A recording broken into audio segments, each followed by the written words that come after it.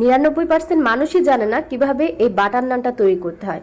এই বাটার নানটা একদমই ভিন্ন, খেতে অনেক বেশি মজার। এইভাবে বাটার নান যদি বানিয়ে কাউকে খাওয়ান, সে কিন্তু কোনোদিন আপনার কথা ভুলতে পারবে না।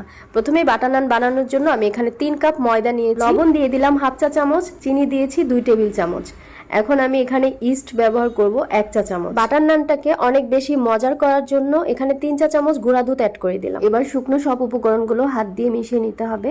হাত দিয়ে ভালোভাবে মেশানো হয়ে গেলে এর মধ্যে আমি তেল অ্যাড করে দিব। 2.5 টেবিল চামচের মতো সয়াবিন তেল অ্যাড করে দিলাম। আপনারা চাইলে এখানে বাটারও দিতে পারেন। আবারও সব উপকরণের সাথে তেলের সাথে ভালো করে মিশিয়ে নিচ্ছি। রেডি করার জন্য আমি এখানে হালকা কুসুম গরম পানি অ্যাড করব। ইস্ট দিয়ে যখনই আমরা কোনো নাস্তা তৈরি করব, সে ডো এর মধ্যে অবশ্যই হালকা কুসুম গরম পানি অ্যাড করব। বেশি গরম পানি দিলে দেখা যায় ইস্ট অ্যাক্টিভ হবে না, আমাদের নান রুটিটাও পারফেক্ট হবে না। অল্প করে পানি দিয়ে আমি ডোটা রেডি করে নিচ্ছি। আর ডোটা একটু স্টিকি হবে, তাহলে নানগুলো অনেক সফট হয়।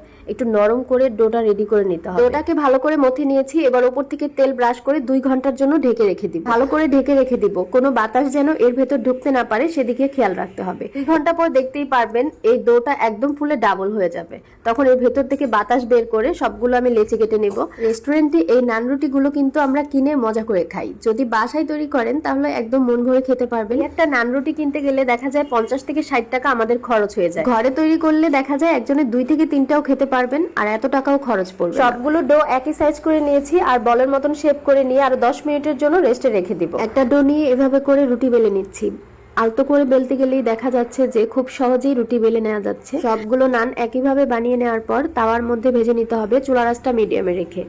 নানগুলো সব ভেজে নেওয়ার পর উপর থেকে আমি বাটার দিয়ে দিব। আর উপর থেকে বাটার দেওয়ার কারণে এই নান রুটিটা অনেক বেশি মজার হয়। গরম গরম যখন এই নানগুলো ভাজা হয় এমনি এমনি খেয়ে ফেলতে পারবেন, এত বেশি মজার। 2 থেকে 3টা খাওয়া কোনো ব্যাপারই না। নানগুলো সব ভাজার পর আমি একটা প্লেটে উঠিয়ে নিব। একটার উপর একটা এভাবে স্তূপ করে রাখলে নান রুটিগুলো অনেকটাই সফট থাকবে। নান রুটিগুলো সারাটা দিন নরম থাকবে যদি একটা বক্সে ভরে রেখে দেন।